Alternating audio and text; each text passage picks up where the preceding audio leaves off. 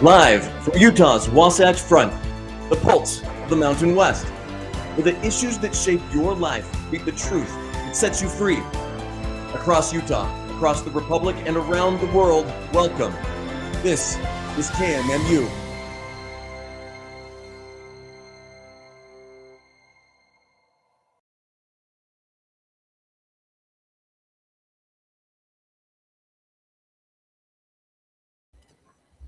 Okay, everybody, it's Goud. I am the host of the Goud Crowd, and we are back after a 2-week break. If we have technical difficulties today, I apologize. Mr. Producer is actually not here. He had other more important things to handle than this show. Well, he didn't really say it that way, but anyway, I have a lot to cover today. Because we've been gone for 2 weeks, and I feel like there's a lot that's been going on. But let me kind of hit some highlights. As I said in the post, we will talk about Lieutenant Governor Henderson's release of her alleged citizenship audit. I don't actually think she's done any sort of audit on the vast majority of the voter rolls. It took a little while. I had to read through her statement that she put out. The lead is buried at the end. And I think you have to, as anyone who listens to the show regularly knows, Lieutenant Governor Henderson is a cheater and a pathological liar, as is her director of elections. So when they put out information saying they did something, you should never, ever take anything at face value. That woman, I don't know how she sleeps at night. That's just, I just don't know how someone who lies that much is able to sleep at night. So just one other thing, though, is because Mr. Producer is not here, to do live calls, you'll have to either call my cell phone. The number is down in the bottom. You can see it in the runner here. So it's 385-237-7960. Or if you message me, I can send you a video link. I'm not going to send you a video link if I don't know who you are, though, because I don't want you porn bombing the show. So okay. So anyway, here's what's going on this week. Tomorrow, there is a hearing on the Rule 60B motion in Michael Clara's grandma case against the Utah Attorney General's office. I did a whole show on that motion and why we filed it. And so I'll give you kind of a quick summary, but I would encourage you to go and watch the show if you want to understand the full facts of what happened. Essentially, Michael Clara made a grandma request associated with a specific investigation into Governor Cox's signature petitions for the 2024 GOP primary. The case number was 24170. He was given a business card by some of the victims of forgery who were interviewed by Special Agent Mikkel Jordan. On the business card was written 24170. When he made a grandma request to the Attorney General's office, multiple people in the Attorney General's office lied and said that there were no responsive documents. They actually went to the 3rd District Court and perpetuated the same lie that there were no responsive records to Mr. Clara's grandma request.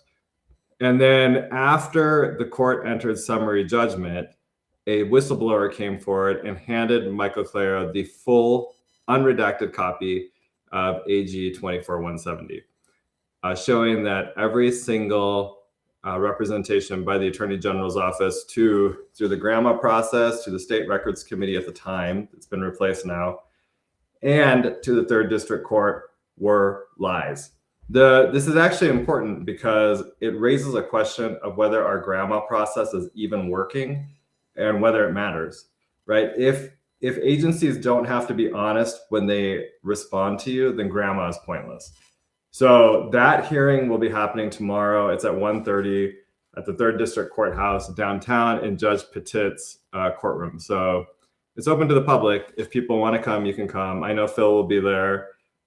I think Natalie Clausen will be there. Michael Clara will obviously be there, and other people as well. So I guess hope you'll show up. I think if anything, court hearings are really great ways for people to learn about legal processes and how they work. So it should be fun. I'll be arguing it, so I'm a little bit nervous. but that's all good. Oh, Susan Beretta says she plans to be there too. So anyway, hopefully we'll get a lot of people there, because I do think that also shows the court that people are interested in the topic. And I don't know that that influences how she rules on the issue, but it at least lets the court know that it's a topic of interest to the public. Next, tomorrow as well, we do have this goes to the fact that the legislative session is currently going on. I will be honest with you, I have not been paying very close attention. I have been totally have all my time taken up by either legal work or really the referendum. It is very time consuming. So, but I did get a message from Representative Nicolene Peck. She has 2 bills that are up tomorrow for hearing: HB 193, which will prohibit public funding of certain transgender procedures, and then HB 258, which will require that if an insurance company covers certain procedures to trans somebody, they also have to cover procedures to detrans the person. So I imagine that Utah's first gentleman, Troy Williams, and his merry band of groomers from Equality Utah will be out in force. It would be good if normal, everyday Utahns who don't want to see their children being trans, or even their adult family and friends, should be at these hearings and should provide testimony to support them. You know, the goal we should have as a state is to completely and utterly eradicate the trans agenda from our state, to protect children and to protect adults from what is an evil agenda that leads people down a path where they will never, ever be happy. And all it does is it destroys their minds and bodies and turns them into, I mean, they're a great product for the medical industry because they always have to go to the doctor. They always need medications. But in terms of being happy, productive members of society, it'll never happen. So the best thing you can do when someone comes to you and says they think they have gender dysphoria is to do everything you can to help them become comfortable in their birth sex. Nothing is better than the body you were born in. Okay, let's see. So that's what I got for that. Next, I think the CD1 race, in addition to being the gayest race in the country, I don't even think I don't think there is a straight person running in CD1 right now. So it's, let's see, Derek Kitchen, right? His big claim to fame is he was the first person to get gay married in Utah, and I think gay divorced too. So he's got both going for him. Then Ava Chavez Lopez, I believe that my understanding is she's a lesbian. So, and I'll say an attractive lesbian. So credit to her. 3 is Ben McAdams. If you do watch a video and you'll understand why I'm not saying he's straight. Then there's Nate Bluen. I guess Nate's married to a woman just like Ben. Nate doesn't sound gay. So maybe he's straight. I don't know. And then there's some Somali guy, I guess. So that's him. Oh, and then Kathleen Reeby. I guess Reeby is straight, whatever. But mostly gay. I mean, it's a majority gay people running for that congressional seat.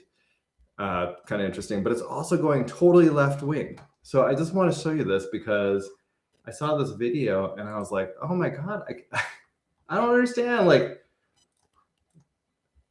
here, you just have to see this. We'll watch a little bit of it. I'm not even sure I could watch the whole thing, but here we go. We stand with Minneapolis, Minnesota, and the rest of the country as we watch we're down here in Salt Lake City, where we stand with Minneapolis, Minnesota, and the rest of the country as we watched the horrifying video yesterday of a man being gunned down by his own government in broad daylight. This is extrajudicial killing by our government. Okay.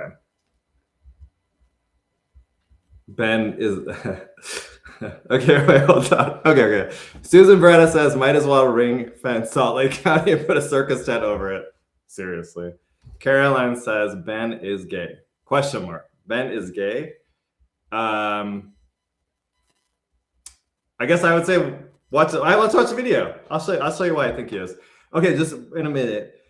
What I think is really fascinating about this video is that you can see how batshit crazy the Democrats are, right? The guy that was killed, I guess was it yesterday, was not a protester.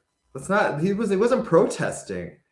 He is an agitator, and he's part of an operation that is like a militia operation that you would see in Iraq. There's command and control with this thing going on, signal chats, and they're not actually protesting. They're going and they are interfering with ICE operations, and they are trying to get ICE agents killed. ICE is enforcing immigration law that has been duly passed by our Congress and needs to be enforced. You know, like I voted to get every single illegal alien out of this country, no exceptions. I don't care about the sob stories. I don't care. People tell me these things. I'm like, I don't care. Get out of my country. We're done. You have used us long enough. Go home, fix your own country. Okay, like you don't have an entitlement to come here and to ruin ours. Now the point being though, is that guy wasn't there in a protest. There was a protest going on in Minneapolis. You could see there's videos of these people marching in the streets. That's a protest.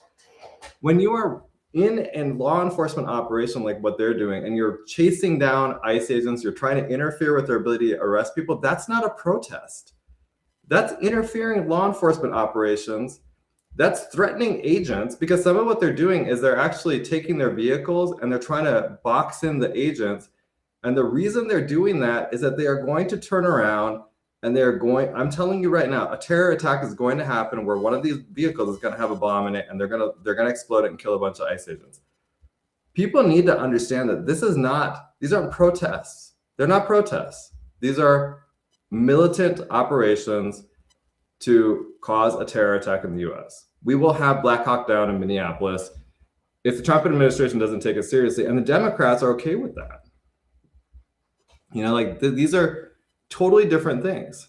Caroline says, I'm all in for civil disobedience, but if you're going to get violent, you should be ready to die. Well, yeah, I mean, that's a great point. I actually think in the case of that guy yesterday, the way you should view these people that got killed. So first, the lesbian who died, I can't remember her name. Was it something good? And then the guy yesterday was Pretty, I think, right? One of my friends wrote this thing. He was like, someone asked me how I feel about the deaths of the two people in Minneapolis. And I said, pretty good. Joke, I guess. But, you know, the thing is like, what they're basically advocating is, let's say that you're driving down the road and you see someone getting pulled over on the side of the road. The Democrats are advocating that you should be able to go and you could go and surround them with your vehicles. You could go and interfere with an arrest. You could and when the cops try to arrest you, you can actually resist arrest. You can have a gun on you when you're doing it. And all of that, the cops can't do anything to you until you actually pull the gun on them. That is not how things work, okay? No law enforcement is required to actually tolerate that. And honestly, no normal person is required to tolerate that either. If I'm driving down the street and I pull over and you surround me with your vehicles, and then you think I'm going to just sit there while you get out of your car, I guess, and try to kill me, you're wrong. I will drive through you and I will leave. Or if I have a gun, maybe I'll shoot you. Because again, we have a right to defend ourselves. You're not required to sit here and wait until they actually take full-on action and get close to killing you before you do anything. So you have to kind of begin to understand what the Democrats are advocating. They're advocating for full-on anarchy, number one. But also, this should give you a sense of why they brought the illegals here in the first place. This is an army. They brought in tons and tons of military-age men because they are going to arm them and they are going to kill you. And they're going to take your property. And they're going to kill your families. That's the Democrats' goal. They like the illegals better than you. Derek Kitchen is an example of that. You know, so besides being the first man to be gay married in Utah and gay divorced, he also is, I guess, really pro illegal immigration. Although, to be fair, if you look at his ex-husband, and I met his boyfriend when I ran for clerk. He came to my booth when I was at the Pride Festival, which was horrifying. But and I'll just say he has a type, and his type could not be fulfilled without immigration. So okay, let's see what else we got here. Which you did, defending criminals. Oh, Caroline says he. Yeah. Oh, yeah. Actually, that was my fight. Sorry. They're dying for their cause. These are like jihadis. So jihadis think if they go and they attack you and they die in the name of Allah, that they get to go to heaven and they get 72 virgins, and so they're happy to die. I would say these guys are the same. The only distinction is I think that if you are a Democrat, you don't want 72 female virgins. You want 72 tranny virgins. So we'd be happy. Alex Pretty, he's in his version of heaven with 72 virgin trannies. That sounds like hell to me, but whatever. Okay, let's see. Renee Good, thanks you guys. It's Renee Good and Alex Pretty. So that's the joke, right? How do you feel about their deaths? Pretty good. That was my friend's joke. You'll recall that Sim Gill basically said he was going to scrutinize self-defense. I didn't know that. That's really interesting, Caroline. Okay, let me see here. The other thing I had for you guys is, well, there's this here. Nate Bluin. I feel like Nate Bluin is going to end up being the next congressman from CD1. Well, here he is. This is his wedding photo. Okay, I'm just kidding. It's not. I don't know who that. I don't know. I guess that's a drag queen next to him is, but apparently, of course, he supports trans rights. So, or whatever, trans rights. Shocking nobody. Okay, on Sim Gill. Quick thing on Sim Gill, and then switch to the lieutenant governor. But I actually have a case. I do think there's some problems with Sim Gill's office, and Susan, I like it. Susan says we could vote in the Democrat primary. It's an open primary. They do that to us. It's actually not a bad idea, especially if you are in CD1. I am not, but for those of you that are in CD1, you could try to pick the most moderate one. Although I don't even know who the most moderate one would be. I will tell you that I've had discussions with an individual who is thinking about running in CD1 and is a Republican. I think it could be really interesting because, personally, I think it's a loser, but I guess you never know. And maybe if the person has the right identity cards, they could do it. And, because then they could be like if, let's just say, theoretically, I would never run for this, but let's say it was me, I'd be like, oh yeah, I'm gay. I'd rock over here and be like, hey, I'm Goud, I'm gay. I'm gay. No, you gotta vote for me, I'm gay. Gay. And you might win votes that way. Although considering that everyone there in that race is basically gay, I guess maybe you won't win any votes for that. Caroline says Nate B was backed by Bernie. I know, I saw he endorsed him. I don't know how much Bernie Sanders actually knows about Nate Bluin, but if you think about it, they're both kind of similar because neither of them has had a real job in their lives. From a career perspective, they're actually both pretty much losers. I mean, Nate actually doesn't have a job. He's voluntarily unemployed. And as Trevor Lee said, he is a stay-at-home dad without any kids. His wife supports him. And really, when I say he's never had a real job, I'm not kidding. He actually responded to me once and said, he listed some jobs he had and said, oh, I guess you don't think those are real jobs. And I said, I do think those are real jobs, but you've never had them. And then he said he had them when he was in high school. So he's like 37 or 38, and he's literally citing jobs in high school as his example of a real job. Okay, I had jobs in high school. I do not consider them real jobs because I'm not still doing them, right? It's no offense to the people I worked for at all, but I'm not doing it. I don't work in a pet shop. I don't work in an eyeglass store. I'm trying to think of what else I did in high school. Those are the main ones I remember. I got a job at an ice cream shop once, but then they told me I'd have to work on July 4th. And they had something called, what was it called? Heritage Fest in Downers Grove. It was that same weekend. The ice cream store was basically in the area where they had Heritage Fest. And I used to go hang out with my friends for that. And so I quit the job before I started. But, you do these jobs in high school, for most people, they're not long-term jobs and they're not meant to be long-term jobs. If you're still doing it, totally different situation. So let's say you ended up at a factory and you're still doing it, total respect for that.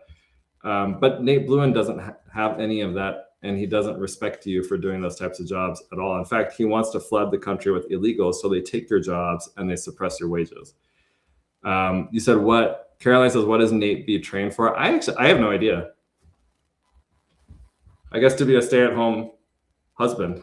That's what he does. Okay, Sim Gill. Here's what I'm going to tell you guys. I have a civil lawsuit where my client was spit on by a left-wing activist. Sim Gill's office reviewed the case and actually came back and said they declined to prosecute her for assaulting my client, saying that they could not determine whether she actually spit on him. And I think this is important because he's up for re-election. And what I've been finding is that people don't realize that he is running that office in a very partisan fashion. The woman that I'm talking about, she should actually be in prison right now. So I'll show you, and just so you know, there's a little bit more to this, but she claims that my client threatened her. So like met's not the right word. She accosted him at a protest. First, she went out of the crowd, accosted him, screamed at him, and yelled at him. I'll show you a video of that first, and you can get a sense of what I'm talking about. And you're going to be shocked when you see this because it's just ridiculous. Okay, here. Can you see that? Okay, so sorry. Let's see your pinning, motherfucker. Let's see your pinning. Where's your fucking pinning? Are you watching it? Dude, this, you know what? You know what the set. Okay. So the lunatic in the tie-dye muumuu, that's the woman that spit on my client. Now let me show you what she submitted. I got this I got that video from someone who filmed it. And let me show you this video. This one, she turned into the cops to say that my client spit on her. What you'll see here is there's no sound. Her husband took this video and she removed the sound from the video, even though she claims that my client threatened her, and it's all on this video. So she took an excerpt from the full video, removed the sound, and then gave it to the police and said, see, he's threatening me. And Salt Lake City police, I think, saw this and thought he did spit on her. She did spit on him, but the Salt Lake County DA's office then took it and declined to prosecute, saying, oh, well, there are these statements they submitted where she claims that she was threatened by him, as if that justifies being spit on. But I mean, the first point is he never threatened her. And the reason, I know that because he told me that, but number two is because she said it was on video and she took the sound out of the video because he never actually threatened her. That's the point, right? She's trying to now turn an altered evidence to make a case for something that didn't happen. So here you go. There's no sound here. So you can see there's this kind of lesbian standing here. This is my client. She's talking to him right now, basically harassing him because he didn't know who she was at all when this happened. And now you'll see in a couple seconds here. So now she starts acting like a lunatic. And you can tell me if you think this is normal. And then watch. See, she spit on him and you can see his reaction. So Sim Gill's office saw that and then said, oh, okay, well, there's not evidence. We don't have evidence that she spit on him, right? Now, let me show you one more video and then we'll move on to the next thing. But I want to show you this one because actually her husband admits it, which is the wildest part to me, is that the husband actually admits that his wife spit on my client. And they still were like, we don't know. We can't tell if we don't know. We don't have enough evidence. And it's like, well, the husband admitted it. It's on the video. You can tell that she did it. And you got, and they need, I just don't think they're doing the digging they need to do might be what happened here. But here, let me show you. Here's I got this body cam through grandma as well.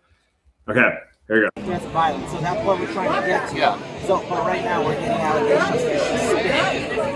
Did you see her spit? I It's still valid. did see her spit, That's why we're trying but You don't. Yeah, but I also heard him issue. Okay. So, and he'll say, oh, I heard him threaten my wife. But like I said, she said in repeated videos, I have it all on video. And then she can't produce the video of the threats because they didn't happen.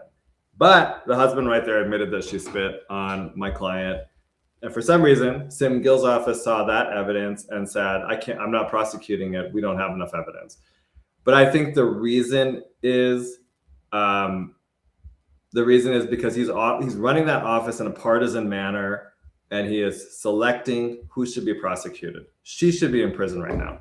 But I don't know if it'll happen or not, right? But I do think the best part is he's up for re-election right now. And I will say, when I posted about this initially, he responded to me and said to send them over the information. I talked to the person that he had referred me to.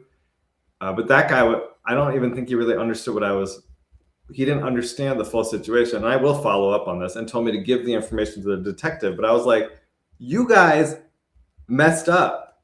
You need to fix it in your office. She spit on him. And the craziest part about this whole thing is she spits on him. The Salt Lake County DA's office is like, oh, okay, well, we're not going to prosecute. We don't know if the video is not clear enough. I showed you the video. It's very clear what happened. And like I said, the husband admits to it in video. He saw it. He admits to it. Now, on top of all this, she has claimed that my client threatened her and that he said he was going to kill her and bury her in his backyard. He never said that. The Salt Lake City District Attorney's Office is investigating him for making threats, even though, again, she claims that all of those threats are on video, but she deleted the videos. Right at this point, the Salt Lake City DA's office should actually shut down their investigation and investigate her for deleting evidence. And I just say, I don't know what's going on with these prosecutors' offices, but you guys have to do a better job of investigating what the hell is going on and getting to the truth of the matter. You can't just be doing surface level investigations based on what activists tell you. You need to do a little bit of digging. It's really frustrating because if this is an example of what's going on in the DA's office, I am terrified of how poorly run that thing is after the number of years that Sim has been there.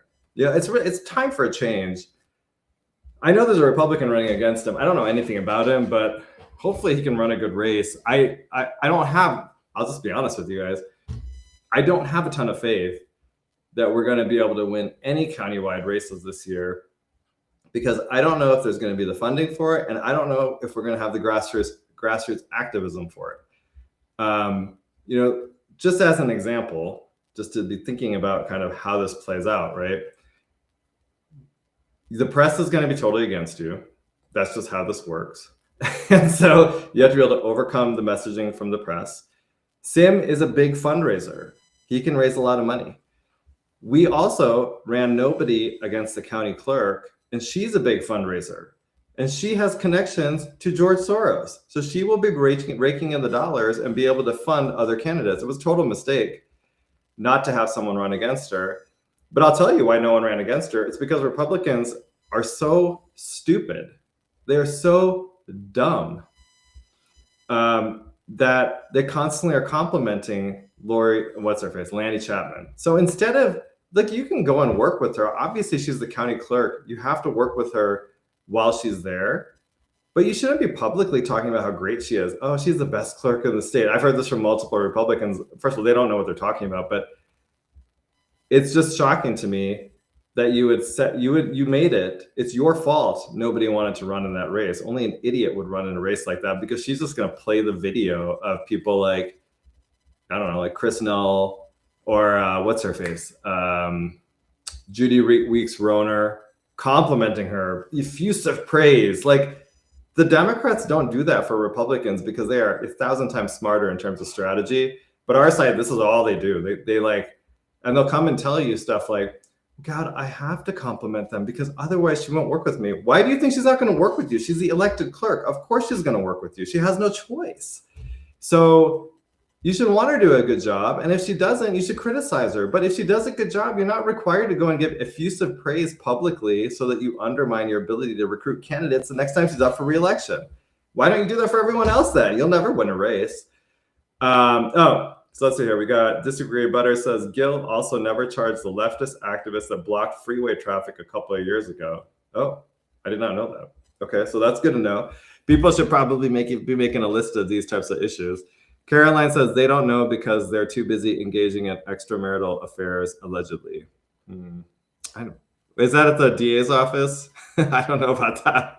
Okay, Susan Beretta says Sean Robinson is running against Sim Gill. Oh, on the Democrat side. Okay, so they have a primary. Kent Davis is the Republican running against Sim Gill. Okay, that's cool.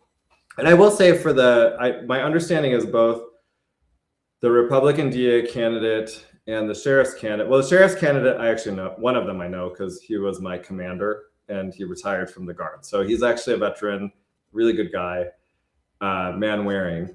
And I think he'd be great. I think he'd be fantastic. So that's the sheriff's candidate. One of them. There's a primary there, and I'm not going to take any positions. I'm just telling you that I know man wearing. And for the DA's race, I think he's also a veteran too. I will say though that in Utah, being a veteran doesn't really matter to people here. When I ran for clerk, I had multiple people tell me that explicitly. And I mean, it's not even something I would bring up. It's just, it was on the website, but they said things like working as a bureaucrat for local government is the exact same thing as being a veteran. And I was like, oh, wow. But I think that's kind of the general feminization of culture, right? Although really, to be honest with you, if you're a woman, you can go and you can serve in the military. So to actually try to make it seem like being a bureaucrat is the same as being a veteran is really offensive. But it's where we are. That's how Utah is, right? It's got a kind of a strange culture. If you want my personal opinion, a little bit of a strange culture. Let's see. Caroline says, Goud, look up Emiliano Duran case. Okay, I will write that down. I'm not gonna be able to do it right now, but I like the suggestions. Okay. Anyway, we got a lot going on in 26. Also, let me just say a quick update on the referendum. We continue to collect signatures. Lots of grassroots enthusiasm. I think last week we sent out an email to all the precinct chairs asking them to help us collect signatures, because if all the precinct leaders in the county are activated, it's only like 13 signatures a person, and we hit the limit plus a buffer, or the minimum plus a buffer. And we've had some success with that. Some precinct chairs that have reached out asked us how to do it. So if you are a precinct chair, reach out. Ask us what to do. We have a whole sheet that'll explain it to you. It's very easy. I'm a precinct chair. I reached out to my precinct, and I will say I had multiple people actually email me back, call me, and come to my house and sign the petition. And I will say, I mean, I might be in a little bit of a different position because they all know me. But really, actually, I bet a lot of the precinct chairs, all your neighbors know you because you probably go to the same ward. You've probably been there a long time. So you should get out there. You should get out there, and you should help out. It's an easy sell too. What's the argument against it? Your property taxes are going to rise by 15%, and we're trying to stop that by putting it onto the ballot so we can vote on it. It's an easy sell. I have had a few people though that bizarrely push back. It's really strange when they do. Like they'll be like, "Oh no." It's actually at the Mountain America Expo Center. It's really interesting. They'll be like walking into the auto show where the cars are like super expensive, and then you're like, "Hey, your property taxes are going up 15%. We're trying to collect signatures to put on the ballot." "Oh, no, thank you. No, I'm not interested." And I'm like, "You're about to go into a show where there are super expensive cars that you're not going to be able to afford, and this property tax increase is going to make those cars less affordable for you. So why don't you try to control the thing that you can control in terms of cost and then you can go buy the nice car. But I feel like there's like a lot of people, there's like disconnects. People don't understand the connection between the two sometimes, or they just are like, I don't want to deal with politics. I'm like, I'm just trying to save you money. It's not politics. Just trying to save you some money. Mr. Producer isn't here. Don't forget to shout out KMMU. Disagree Butter is competing for Mr. Producer's job. Yes, this is the Goud Crowd. Thank you for listening. We are on every Monday from 5 to 7 p.m. I think, and you're listening to KMMU.org. So you can catch us on my X handle, Goud, the number 4 Utah. You can catch us on KMMU's X handle, which I think is, I forgot, Utah Main Street Media. And you can catch us on KMMU.org as well as YouTube and Rumble. Okay, next, this is what we're going to talk about, is the Lieutenant Governor Henderson came out this week with her update about her audit of the voter rolls for citizenship. So let's pull this up and talk about it. I just want to start by saying, as many of you know, it is my view that Lieutenant Governor Henderson is a pathological liar and a cheater. And so when she says things, I would never, ever take her word at face value. So when she tells you, I'm LDS, I don't think that's true. I think she's a liar. And I say that knowing a lot of LDS people and knowing they would never do the things that Lieutenant Governor Henderson has done. What she does is really insulting to people who actually follow that faith. So, first, I want to encourage, okay, hold on. I want to encourage you guys. There is I might be a little discombobulated today because I haven't been here for 2 weeks. Okay, let me first share this with you. She is holding office hours, and I just want to urge everyone to sign up for them. So let's listen to her. Sorry, you're going to have to listen to her. I know, I don't like her. Answer. Do you want to just come say hi? I would really love to meet you. So see the link in my bio to set up a time, and I hope to see you here at the Capitol. Okay. So she's holding office hours. I will say the office hours ran out by the time that I signed up for it, but I urge everybody to sign up. Everybody, sign up. And if you get a slot, invite me. I would love to go. And let's ask her about how she cheated and stole the 24 GOP primary, how she lied about her nieces getting quote unquote attacked at the 24 GOP convention, how she lied about getting white powder during the 24 general election, and how she lied about her audit. So if you can get office hours with her and you want to invite me, or if you want to invite Sophie, if you want to invite Phil, let me know. I think it'd be fantastic. Like I said, she's trying to avoid, she's probably not going to allow anyone that she thinks will ask her any tough questions to show up for those office hours. I'd be shocked if she allowed anyone to show up, but it's worth a shot. It'd be really fun. Okay, let's talk about her audit. This is a fake audit. Okay, let me share the letter she put out. It took me a little while to realize what she was doing here. So if you look, let me give you a little background actually. So in 2023, let me see if this will switch. Yeah, okay, in 23, I actually had a back and forth with Ryan Cowley. He's the director of elections for the state of Utah. And I was asking them, how do you verify someone's citizenship? So Ryan said, and you can kind of see, this is the way that I did this is a little bit weird, but I went back and read with questions when he answered my emails.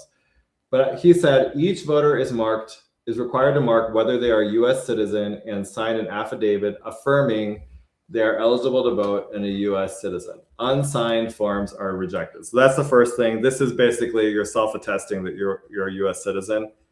No one would ever lie when they do that. So I'm sure that's very foolproof. The second one, and this is important, is he said, each voter submitting a registration form must provide their driver's license number and or the last 4 digits of their social security number, which is verified in real time with the driver's license division and Social Security Administration data. This is either or, right? You either provide your driver's license number or your social security number. Then he says, only US citizens are allowed to obtain a Utah driver's license and the system will let us know if they are not a citizen. that statement, only US citizens are allowed to obtain a Utah driver's license, is incorrect. And I pointed that out to him because I got a screenshot from the driver's license division, and it actually shows that US citizens and legal immigrants get the exact same type of driver's license. So I asked him, how do you know if they're not a citizen based on the driver's license? And he literally ghosted me and stopped responding. Now with the Social Security Administration, there is also the Social Security Administration has information on their website talking about how US citizens and immigrants actually get the exact same kind of number. So there's not a way to know. So you can verify, like if I give you my Social Security number, they could verify it's my Social Security number. I don't think there's a way to verify I'm a citizen unless the Social Security Administration is providing additional data. The same thing goes for the driver's license division. They're not going to be able to tell from your driver's license number if you are a citizen unless the driver's license division is providing them with additional data. I don't think that they are. Ryan never, ever answered my questions about this. And so there's really no way. And I've actually talked to clerks about this issue, and they have confirmed, just so it's clear, there is no way for them to verify someone's citizenship with the data available to them. So driver's license division, Social Security number, you can't actually verify if someone is a citizen or not. Okay, so that's just background on this. So all of the time when they've been telling you they're verifying people's citizenship, they actually are not. They're verifying that you wrote your Social Security number, or they're verifying that you wrote your driver's license number, which is a different thing than verifying citizenship. No, Susan's correct. A birth certificate showing that you were born here, that would verify citizenship, but that's not what they ask for when you register to vote. So that's the part. And by the way, I spent months following up on this. So let's see, this was May 26, 2023. Then he didn't respond. June 1st, June 5th, June 12th, June 15th, June 22nd. It just keeps on going because I was trying to get him to respond. September 13th, December 18th.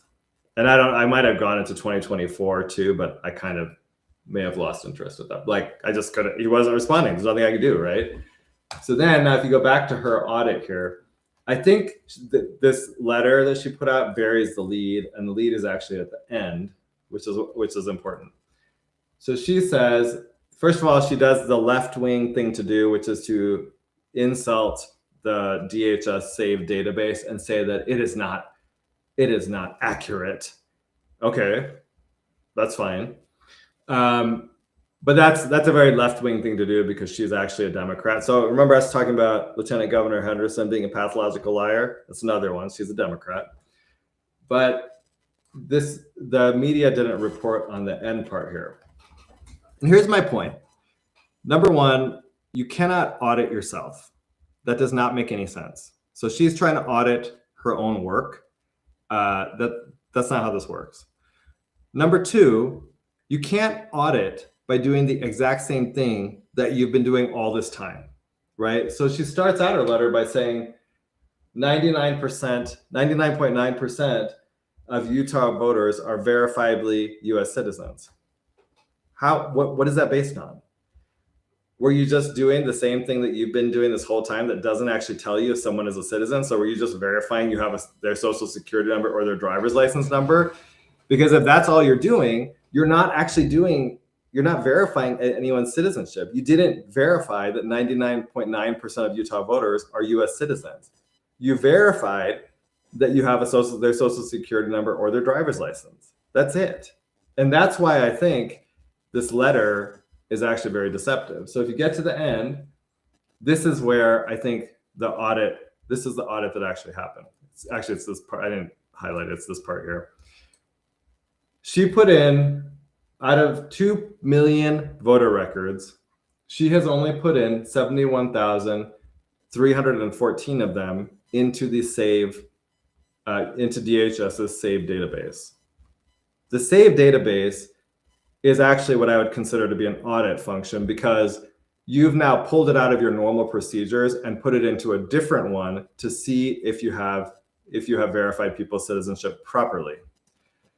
The SAVE database came back and it said 12% of the records that she put in required additional analysis by the state. Okay. So again, she put in only 71,314 records out of 2.1 million. So only 3.39% of all of Utah's voter records have been run into an independent, different process than what was being used before. When that came back, 12% of them were flagged as not having enough data to verify the citizenship. That then required the Lieutenant Governor's office to go through and find a way to verify their citizenship. In her letter, she doesn't tell us how she has verified citizenship. What she says is, we went through and we did a manual review, and after our manual review was complete, we now have 465 voters left that we had to send, or 486 voters left that we had to send letters to. So, but she doesn't explain what happened to the other 8,000 something voter records. How did she verify their citizenship? I don't think she did. I think she just did what they were doing before, which is, do we have their social security number or their driver's license number? And so really this raises a lot of questions and we need answers to them. I want to know, what did you do that you did? And here's the thing, for the 486 that were left after her manual audit that she says she did, she sent those 486 people letters asking them for additional information. And my understanding is that additional information could be things like a birth certificate, what Susan brought up. I think there's other ways to show it as well. Birth certificate, passport. I don't know. I'm blanking on what other things you could do to prove your citizenship. Those ones seem like the big ones. Those ones seem like the most obvious ones. But so basically, she only sent that letter though to 486 people. So how did she verify the citizenship of the others, the 8,000 plus others who she did not send a letter to? I want to know that. What did you do? How did you verify their citizenship? We need to know. And then why weren't you doing that from the beginning? That's the other question. What happened here? And have you changed your procedures going forward? If you have some new way to verify citizenship, have you implemented it? We don't know. She doesn't answer that question. But I think what this gets to is there's only been an audit of, according to her own letter, of 3.39% of the total voter records. So I don't know why she says up here in her conclusions, 99.9% of Utah voters are verifiably US citizens. That's not true. There's no way that she could have verified that. She said, we found one not confirmed non-citizen who never voted and has since been removed by the appropriate county clerk. Well, I want to know, has that person been prosecuted? Are they being prosecuted?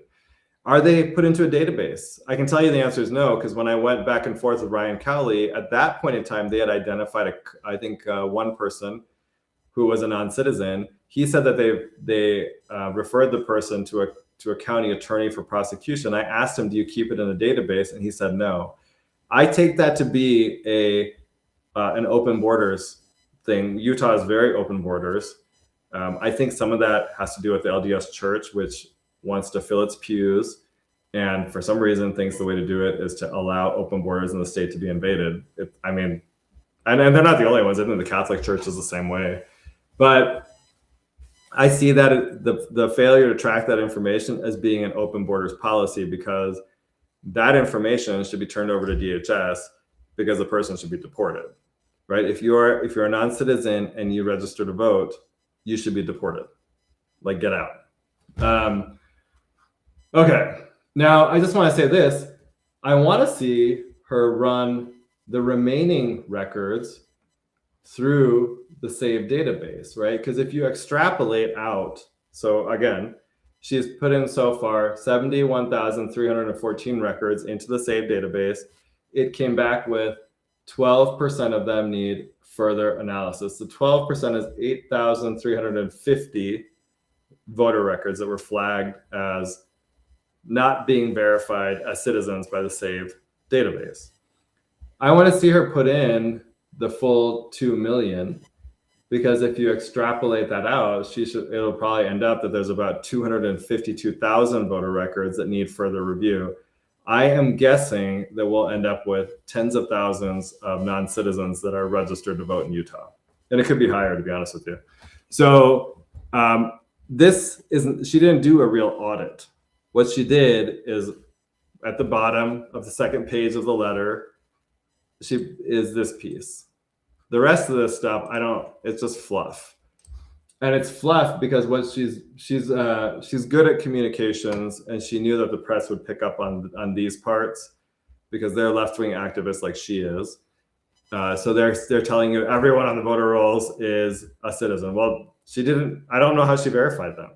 And then, by the way, you can read through this letter, and she does not provide any information about how it's been verified. None on how her office is verifying anyone's citizenship. She doesn't provide it. She doesn't have a way to do it. And so I think the statement itself is a lie. Now, here she says, while reviewing records, and I think this is interesting, she said, we discovered that a change to online voter registration was necessary in order to validate citizenship before a voter could complete and submit a registration form. The online registration website was immediately reprogrammed to automate the citizenship check. I don't know what that means. I'll tell you, I kind of want to file a grammar request, or maybe just email Brian Cowley and ask him, although I don't know if he'll respond, because I'm curious what the change was. I went onto the online registration site, and I didn't want to go through the whole process because I'm already registered to vote, but I am wondering what exactly they did. The other piece of this is, I'm getting a phone call, but I don't know if it's to actually comment on the show.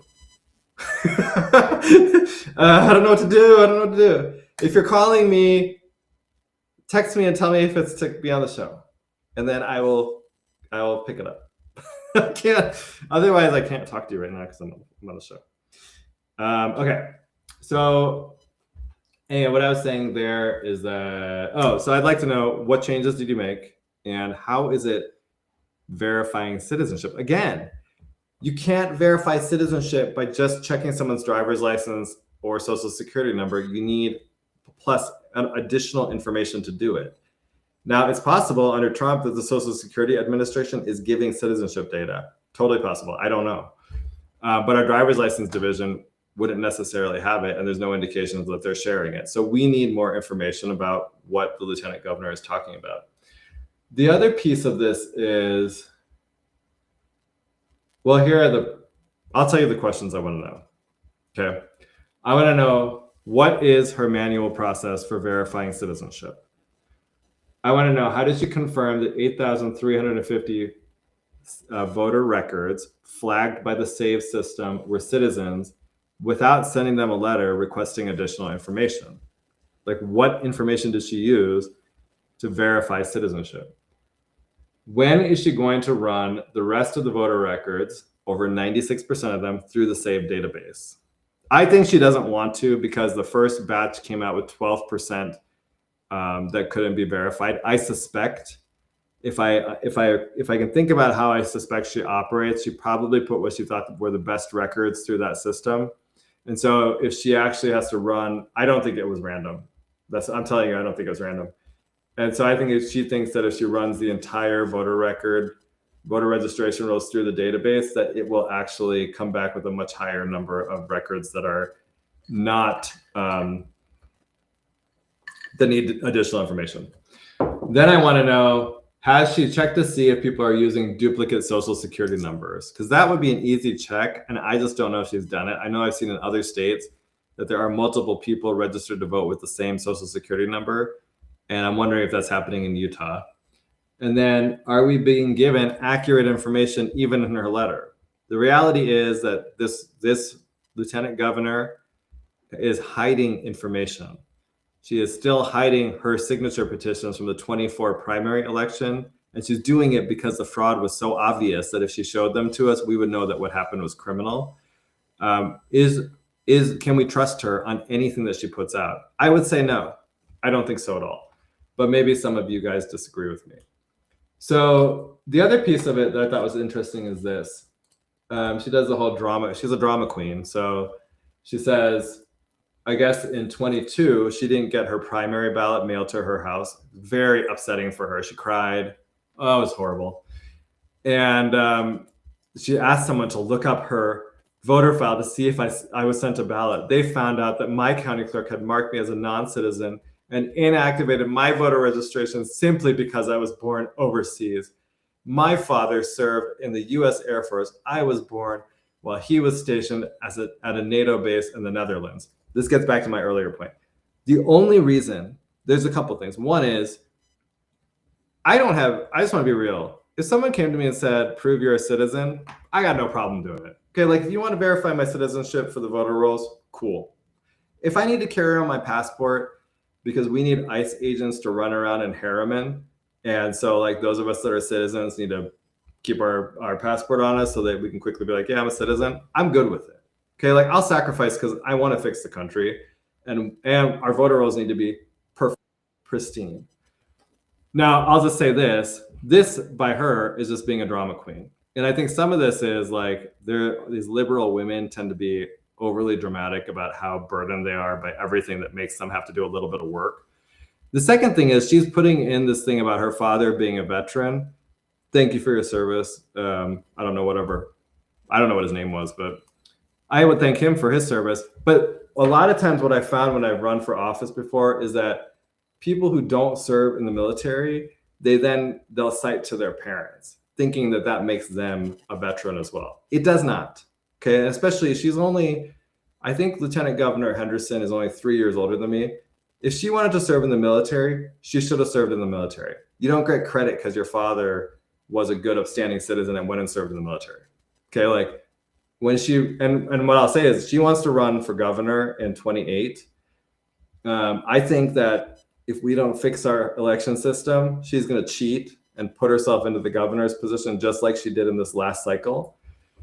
And we'll talk about this in the next segment where we're going to talk about the NVRA lawsuit. But as voters, I think people need to be a little bit more critical of this. Like you don't get credit because your parents served in the military. You should have served in the military. She's only 3 years older than me. Women were serving in the military. She could have served. She didn't. Her only quote unquote service is being in elected office and cheating in elections. So, so I wouldn't, but anyway, point is, that's what that's for. That's a political thing that she put in there. And look and I just want to show you how dramatic this is. Throughout our citizenship review process, we have worked to strike a balance between identifying and removing ineligible voter individuals and taking care not to inappropriately remove eligible voters from the voter rolls. Improperly removing an eligible voter is a violation of that individual's rights and a violation of federal law. It's also a lousy thing to do. Child, please. It is not a burden to verify that you're a citizen. Okay, it is. I'm sure, and I bet you in that case, they probably sent her a letter and she ignored it. And now she's being a big old drama queen because that's like her style, because she doesn't want you to ask any questions. So, whatever. That's my warning about it. But my feelings on Lieutenant Governor Henderson. That's she's a disaster. Okay, so next we have, I'll just give you a quick little rundown and then we'll bring Phil on. So I think it was, God, the time has flown by. So it's been like 10 days. So 2 weeks ago, we found out that the judge in the case is called Lyman versus Henderson, and it is Phil Lyman's attempt to get a full copy of Utah's voter registration rolls under the National Voter Registration Act.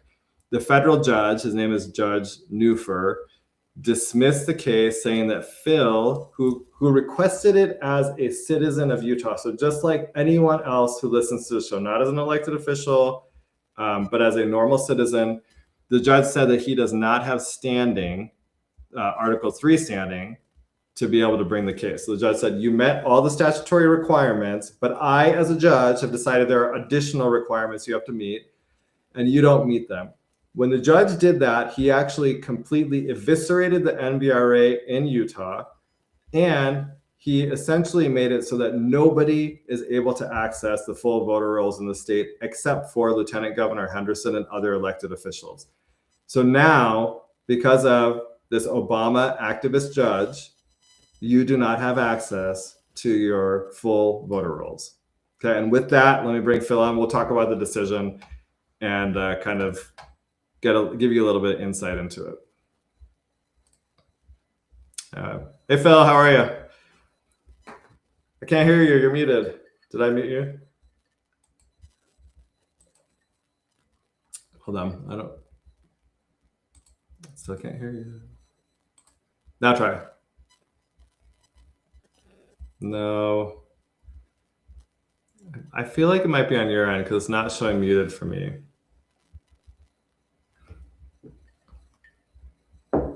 He's clearly got a little bit more of a high-tech thing going on over there.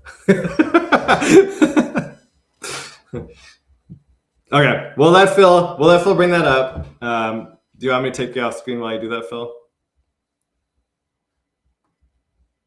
Okay, while he does that, I'll kind of, let me talk about some of the issues in the case. So just as a kind of bottom line up front, the judge here has set such a high threshold for standing that no one in Utah can ever meet it, ever. And the thing that's really interesting is actually the Lyman case here is unique. Most of the cases under the NVRA are typically filed by nonprofits, and most of the time they're not even in the state where they're suing to get the voter rolls or other voter information. So Phil is one of the few actual citizens who has sued under the NVRA, and a judge said that a citizen who's personally impacted by dirty voter rolls does not have standing to sue under the NVRA, even if you've satisfied all the prerequisites to filing that lawsuit. So let's see. So while Phil's doing that, I'll show you just a little bit of background on Judge Nipper. Oh, here. Let's see. I think it's coming back. Oh, you're muted is what it says. It's not me. So you gotta unmute it. Now I can hear you. I hear noise. Okay. Can you hear me good though? Yeah, I can hear you. Okay. I don't know what happens. Like right when I went to start talking, my mic shut off on me. So yeah, it happens. hopefully you can hear me good. It should be coming through really clear. If it's not, let me know. No, you're totally clear. Okay. Loud and clear. Okay, I'll just say as we're going here, people have questions. You can write them in the comments, or you can call my phone, and I'm happy to ask them. So I wanted to talk about this decision, Phil. Maybe do you want to give people a sense of your thoughts on it? Well, this is a long-standing dispute between me and the Lieutenant Governor, Deidre Henderson. When I was in the legislature, I was the vice chair of the Government Operations Committee, and I was kind of the lead voice on the 2020 election fraud that was really clear. So in 2021, I had asked for the voter rolls. And the reason I want the voter rolls is so I can do a statistical analysis. And Goud, you know quite a bit about this because you've done it for Salt Lake County.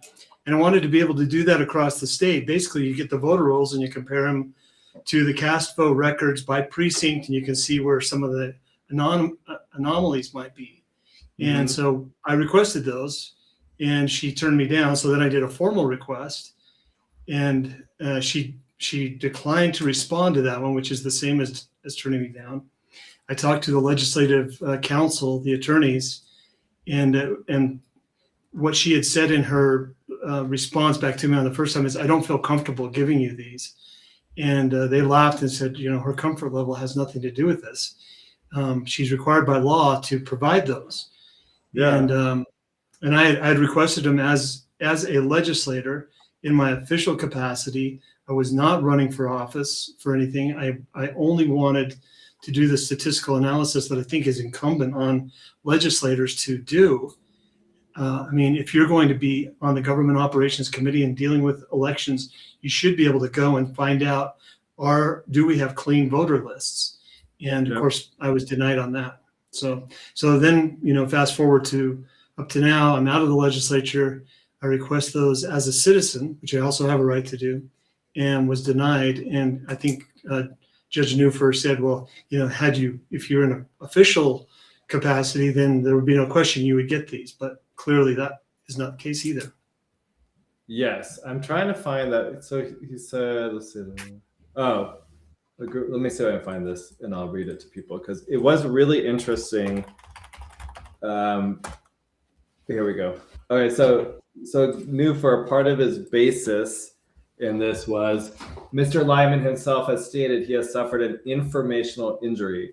Though Mr. Lyman has served as a county commissioner, state legislator, and gubernatorial candidate, all roles that under Utah law would have given him the information he now seeks, he is now a private citizen seeking to oversee the lieutenant governor's NVRA compliance. Mr. Lyman alleges a statutory violation without an injury in fact under Looper, which just for the people listening, I'll discuss in a little while, that is insufficient for Article 3 standing. So you're saying that you did request the records as a state legislator and Lieutenant Governor Henderson actually did not turn them over. That's right. Yeah. And actually at the same time, because I determined that anything that Phil Lyman brings up about elections is going to get all of the opposition. So I teamed up with Steve Christiansen, who had quickly earned the same label, as an election denier or whatever they want to do to discredit you. And so then Steve did an even more formal request for the same things. I think he did his as a legislator and as a citizen, but to no avail. Denied. And you take it to court and you get denied there as well. Yeah, it's really interesting because Judge Newfer actually cites this provision here of election code 20A-2-1044. I went back and I looked at Christiansen's request that you sent me, and he cited this exact provision, and he was not able to get that information. But Judge Newfer seems to think that you can get it. Just so people understand, this was not a fact that was at issue or in evidence. So Judge Newfer just made this up, completely made it up. And it's actually factually inaccurate based on what you're saying. Yeah. I've got a long history with Judge Newfer as well. He's the one that sentenced me to jail, back in 2015. And it was just as bizarre and absurd. That whole case, that whole nonsense was just as bizarre and absurd as this one, if not more so. So I think he should have recused. And I've always taken the position, well, the same position the Supreme Court takes on that, is that a judge is under as much obligation to not recuse if he has no conflict as he is obligated to recuse if he has a conflict. And I've never tried to tell the judges what their state of mind was, but he probably should recuse. No, it's interesting you say that because if the decision actually, I think, confirms what you're saying, because if you look here, he says that you were a state legislator. Let me see where he says that. And then he actually cites, maybe it's done. Sorry. There's a lot to, here. Okay, so he says you are a Utah state representative, and then the citation for this is actually the criminal case.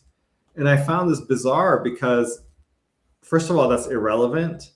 But if you wanted to cite that information, you could have, there's all sorts of sources you could have cited to say that you used to be a state legislator. The Utah legislature's webpage has you on it there with the years that you served. A news article. He chose to cite the criminal case, which I interpret as being a metaphorical FU.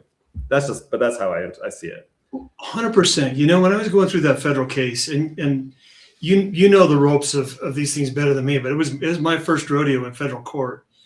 And, everything that the prosecution would bring up, they would say something like, if my attorney made an argument, the prosecutor would say something like, that's the same as if a child pornographer wanted to, do this and this and this in his basement. It's like, you could probably find a different example of what it would mean to want to assert your rights. But if anything you want to do that's asserting your rights, it's like, oh, well, that's the same as if an individual wants to create child pornography in his basement. It was just bizarre to me. And that's the same. And Newfer is cut from the same cloth.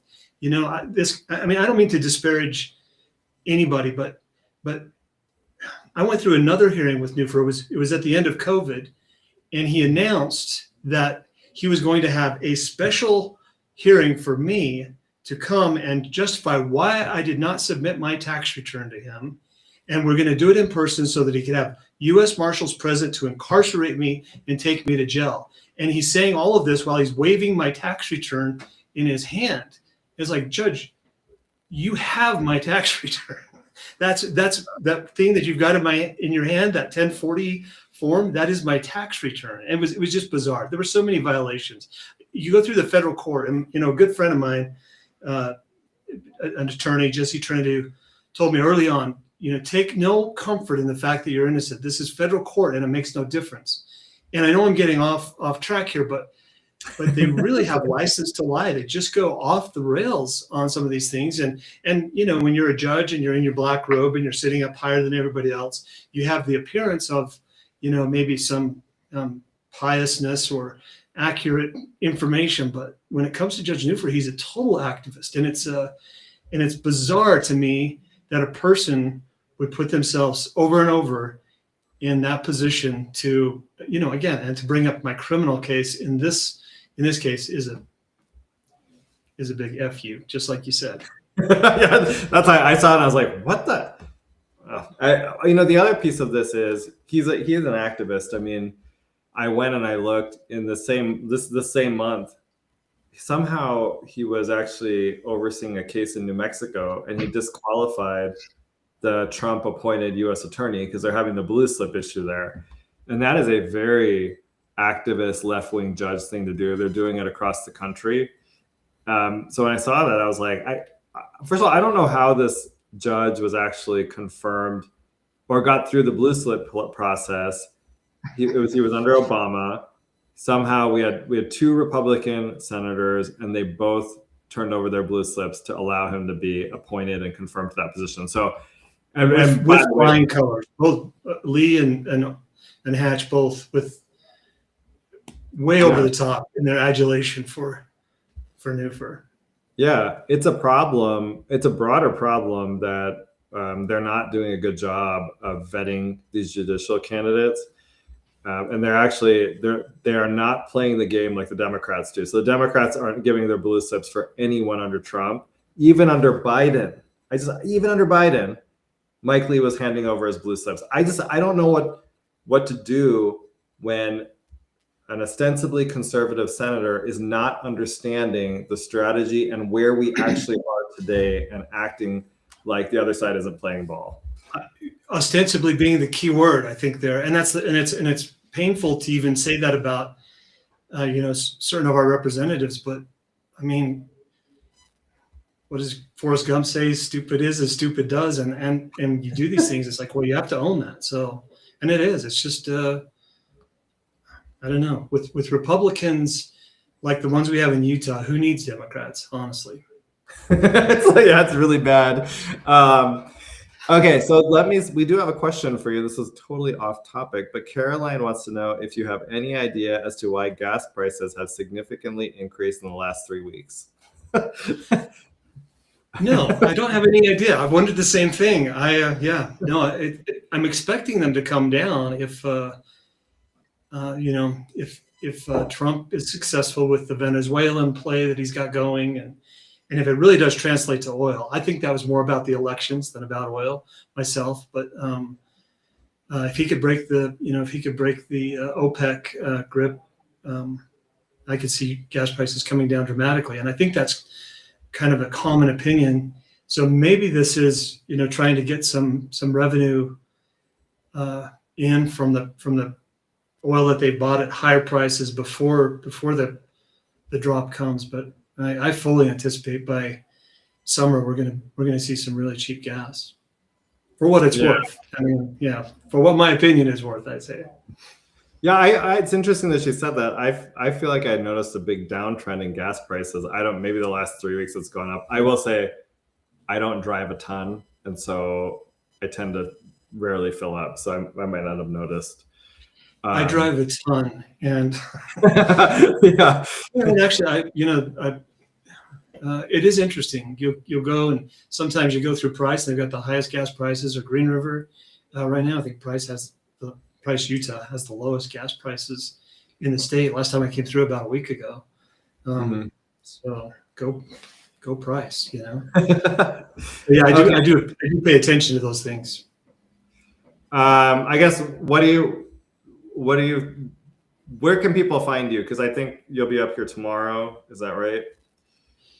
Yeah. So I'm going to the hearing, and I noticed that Natalie Clausen just put together a really nice flyer on that. I don't know if you've seen that one yet, but you could throw it up or whatever. I'm sure it'll be posted all over X. So, and that's the best place to follow me is on X, Phil_Lyman. Okay. And then, so you'll be at the Rule 60B hearing tomorrow? Yes. Yeah. Okay. So I talked about that earlier in the show. And then, do you have any thoughts on the referendum? Well, I have you here. No, I mean, we've had such an amazing outpouring of support and interest, and it's funny when you've got a council member basically putting out a statement in advance saying, if you sign this referendum, you will be sorry. And they say, well, it's because your services are going to decline. But in Salt Lake County, people know what that means. It means we're gonna look and see who's on this referendum, and I mean that is the Utah way. Especially in Salt Lake. So, people are intimidated to sign, which I don't blame them. But lots of volunteers. And I think we've got the snowball effect going every week. It's just, double what we did the week before. And so the question is, will we hit our target by February 9th, which is the deadline? And we'll know that probably by about the 3rd. I think we're going to know what the trajectory looks like. And, so we're excited about it. And honestly, it's been such a great effort and pulled so many people together. And I think that's the victory in politics, especially from the grassroots side, is that we have made our voices heard. I think the council is going to meet. I know there's a couple of councilmen that are talking about putting it back on the agenda, which would be the smart thing to do. I mean, I don't know why they make the citizens go out and gather all these signatures when they could just meet and do it. But Carlos Morenos has been, amazing in that spot, and I think it's bleeding over to some of the others. They're realizing that people don't like taxes. Surprise, surprise. Right. Okay. Well, thanks for coming on, Phil. I will see you tomorrow. I do have one question for you, Goud. Yeah. Going and losing something like this to Judge Newfer in this, and I won't say we lost. He dismissed it. Hopefully we're going to appeal. But if we don't appeal, does that create a new precedent and a new law that says basically you can't have the list? No one can look at the list. Will it affect the DOJ's ability to get the list? Well, that's a good question, actually. I actually think part of this, the timing of the decision and the basis of it was aimed at DOJ's negotiations with the Lieutenant Governor's office. Although DOJ has different statutory provisions that they use, I think, than citizens use to gain access to the data. Right. The other thing is, on the precedent piece, it sets a district court precedent that I think is bad. However, I should say this, Newfer is only in southern Utah. And so you could actually have someone in a different geographic region of the state do a similar lawsuit and get a different judge and come up with a different result, because a district court judge's ruling will not be binding on another district court judge. So we could try that way as well. I mean, my own view, and you already know this, is like I lean more towards appeal. We'll see where we go with this, but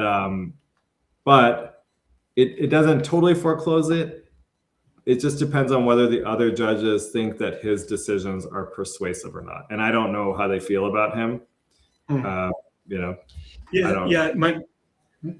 As naive as I am about this, I do think that it would be nice to get this to the 10th Circuit. And I've been there before too, and I know it's not a slam dunk. 10th Circuit would I think right now would be a pretty favorable spot to be.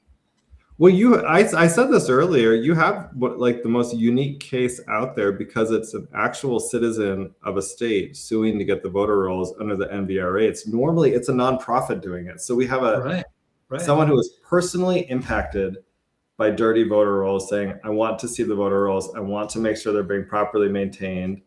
And a judge saying, well, you don't have standing. Well, if you don't have standing, who does? I don't think anyone does.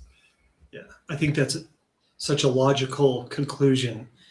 And anybody watching from the outside would have to say, well, Phil Lyman doesn't have standing in this case. Who does? So yeah. Okay. Well, all right. Thanks for coming on, Phil. Appreciate it. And I'll see you thank tomorrow. you, Goud. Okay, see you. Bye.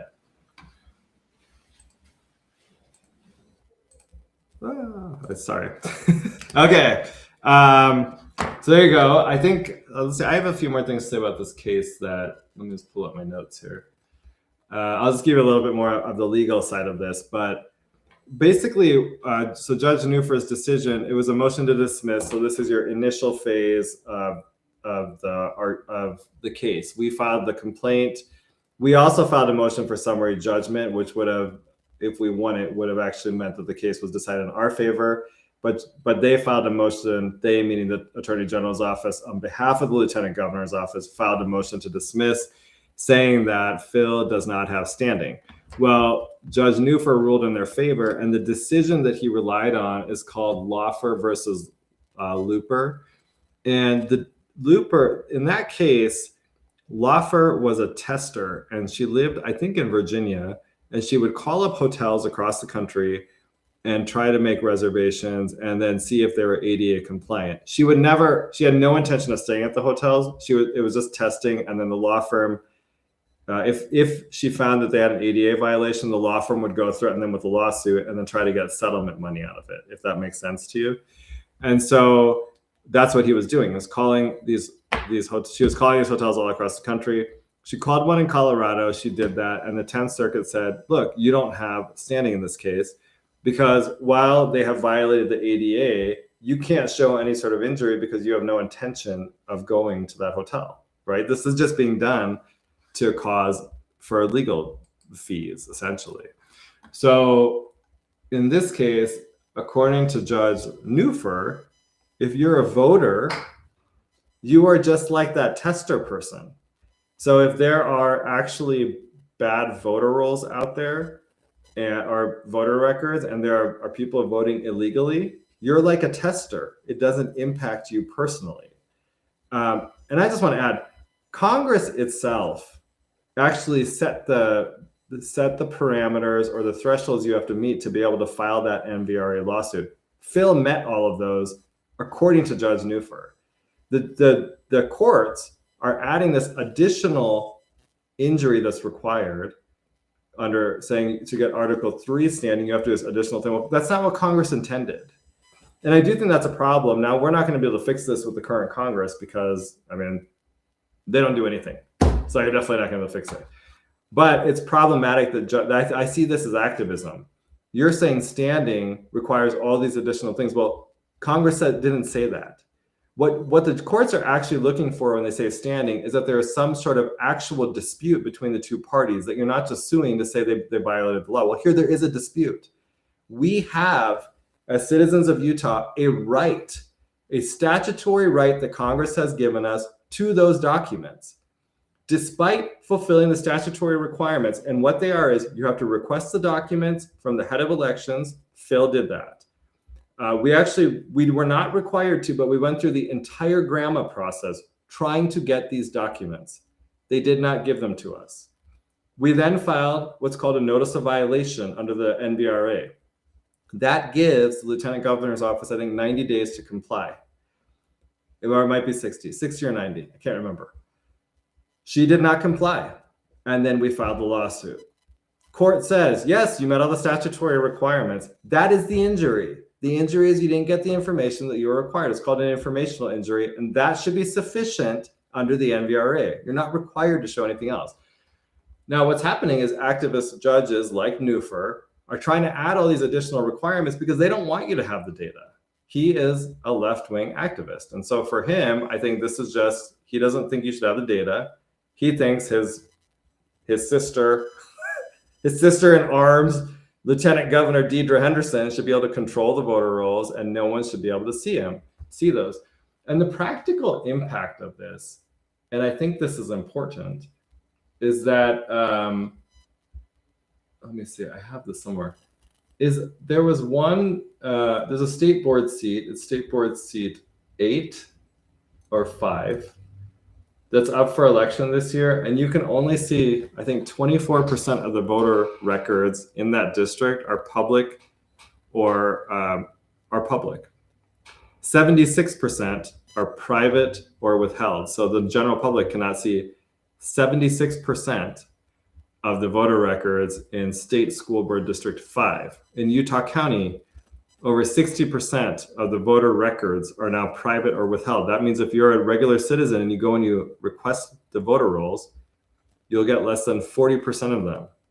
How are you supposed to ensure that they're being properly maintained? And I assume that that is the case statewide, that the vast majority of voter records are now private or withheld, which means the public is unable to see them. The NVRA was passed to make it so we're allowed to overcome those state restrictions. Instead, we have activist judges now undermining the law and basically eviscerating it in states. So in Utah, practically speaking, the law is dead. And what's really unfortunate about this is we had a success through the GRAMA process, right? This was a few months ago. I was representing Phil in that case as well. We asked for ERIC documents, and ERIC reports that the Lieutenant Governor's office receives from ERIC for a couple of years. Initially, I think she said no. When we appealed at one level, they gave us 1 of 5 of our requests. When we took it to the government records officer, he actually said, well, hold on, let me back up.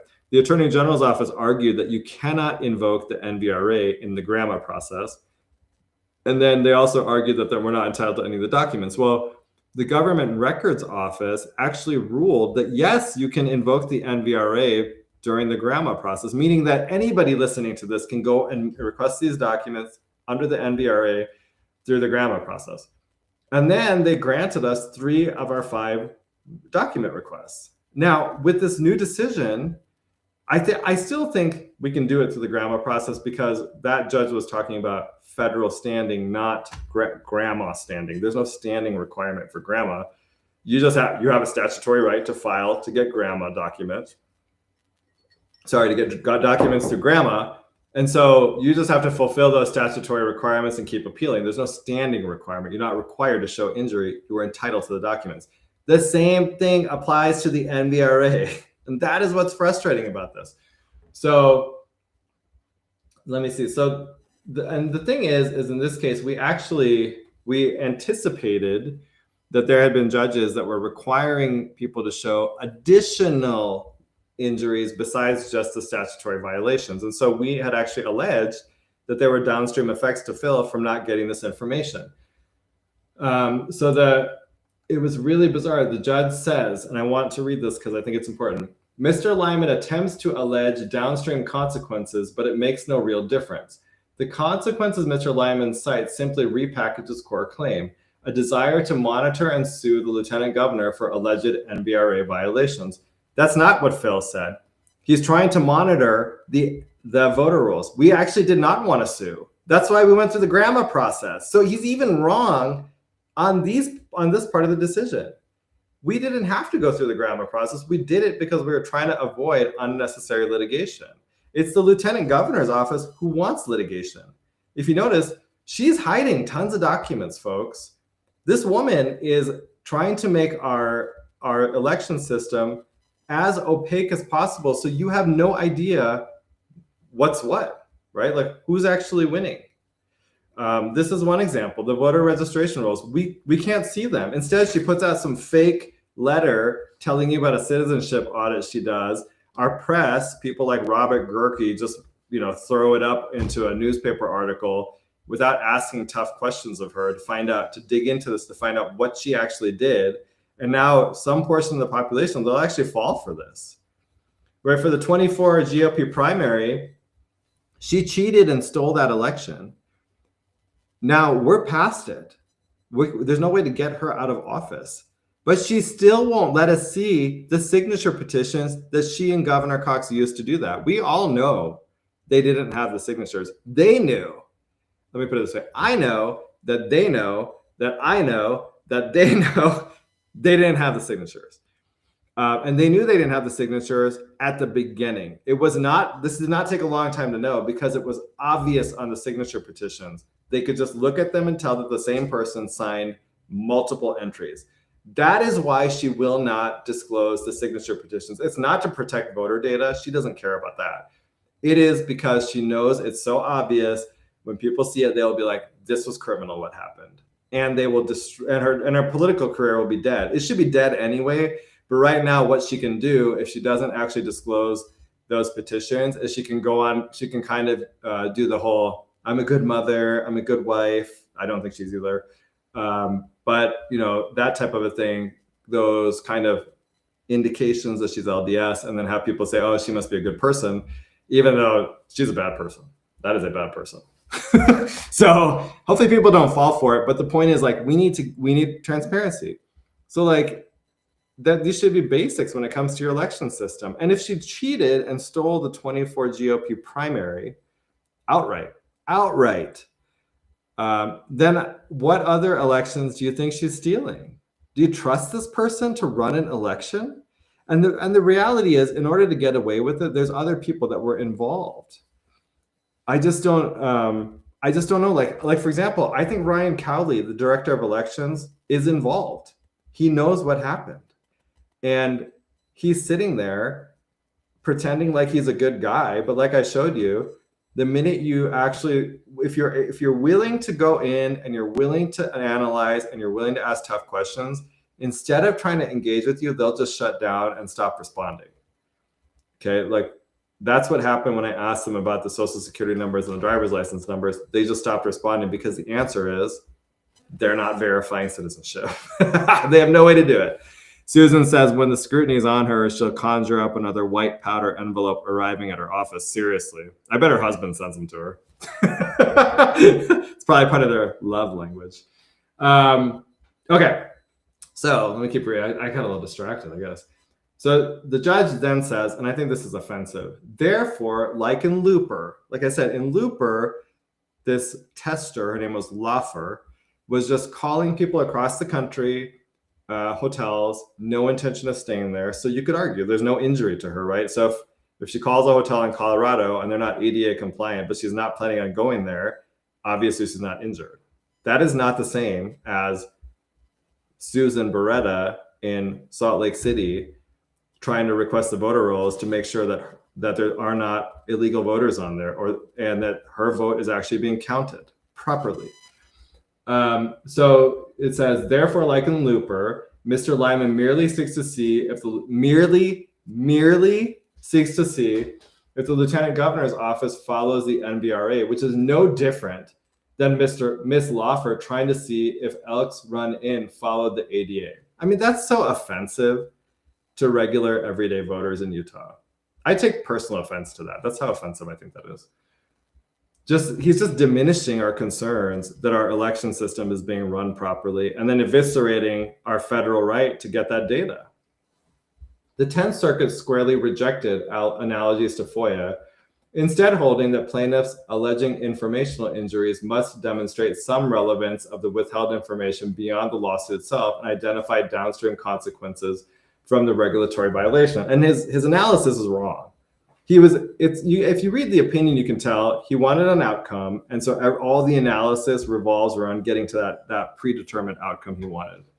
It's a bad decision. I just want to show you, we were talking about this a minute ago, but the reality is that our senators are part of the problem here. So let me just show you this.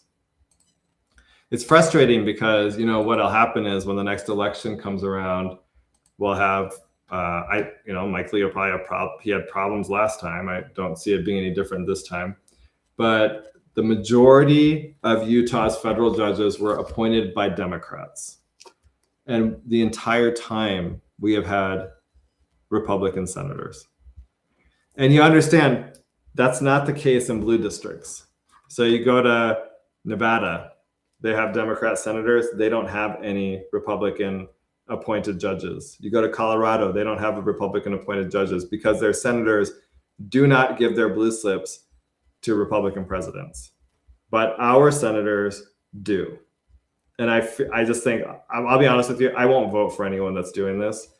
So if Mike Lee is, I don't know how I move past this. I think he's up for re-election in 2028. I have to be honest with you, I don't think I can move past this because you've already failed multiple times. I don't know why you need to be there. I'm 100% sure we can get someone more conservative who's actually strategically smarter than Mike Lee is. So here's kind of, we have a red state with Republican senators, and we only have 2 judges who are 60% of our judges are Democrat appointed. Only 2 are actually appointed by a Republican. That's how bad that is. And this has real impacts to the downstream impacts on you and me, because now we had a Democrat, Barack Obama appointed judge who eviscerated the NVRA in our state. Now, the only hope is we could try to file a similar, we can either appeal it, and we're looking at that, that's one option, or the other thing we could try to do is try to file in areas where we're more likely to get a Trump appointed judge and hope that they'll give a different result, which they might. But I don't know. I actually have no idea. So, but that's kind of, I've done that before where you're working on cases and district court, like I said, a district court decision is persuasive to another district court decision, but it is not binding. And so they can make a totally different decision than the last district court judge. And so if we got a Trump judge, we may get like the correct decision with that case. We'd have to file it though, wherever those Trump judges are, which means we would not want to be in Newford's jurisdiction. So there's that one. Now let me show you another one. I really want this to be, here's Mike Lee. Okay, and I'll tell you, this irritated me because I was like, what? But this is the equivalent, what I'm going to show you is the equivalent of all the Republicans that are talking about how great the Democrat elected county clerk is, okay? Lee said that upon arriving in Washington, D.C., so this is when he first won his Senate seat, his first bit of business was to meet with the White House counsel and explain why the president could not find a better person to occupy the seat than Judge David Newford, who understands and respects and has in the past the understood and respected the necessary limited role of the federal judiciary. Like, dude, what do you do with this? Like, what do you do when the Republican senator doesn't get it? He should have withheld his blue slip. Then when Trump came into power, we could have filled the seat. Now we're stuck with this guy. He's got a lifetime appointment. There's zero pressure for him to go because I think Utah's culture is all about it's all about appeasing leftists, bottom line. But this is pathetic. What is this? This is effusive praise. It's so bizarre. I don't understand it. And honestly, like I said, I can't vote for this. I just can't. And I'm sure I'm going to get a message from someone saying I should. It's not going to happen. Let's see here. Oh, and then I respond. So Mike Lee was posting something. He posted something about how federal law is the problem here. Oh, okay, so he says a federal statute, the NVRA, that's what we're talking about, has been wrongly interpreted by the courts to prohibit states from seeking proof of citizenship. Yeah, that doesn't make any sense. The SAVE Act would fix that problem. So I responded and I said, federal judges are misinterpreting the NVRA. I agree. Obama appointed Judge Newford completely undermined the NVRA for Utahns by creating a standing threshold that will be impossible to meet. I would like to talk to you about this case. Can we set up a time to talk? I have not heard from based Mike Lee. But in our response, we talked about how we're disappointed by the decision, and that the judge actually himself says whether the NVRA applies to you depends on what state you're in. He's like, so a federal law, the enforcement of it depends on your geographic location. That doesn't even make sense. That itself shows you that the decision is completely illogical. The whole point of federal law is it's supposed to apply equally across the country. Not that it's supposed to be, oh, in Utah, you can't use the NBRA, but in Maine, they can. In California, they can. They actually can get the information there, which is bizarre, right? California is like left wing. And I think there's a decision out there that actually says the NBRA lets people get the voter rolls. The judge ignored that decision, by the way. He said that's out of circuit. Instead, I'm gonna look at Looper, so a case under the ADA that is not the NBRA. And then another case, I can't remember the name of it, but it's about the federal Fair Credit Reporting Act. So again, nothing to do with the NBRA over actual NBRA decisions, right? Not logical.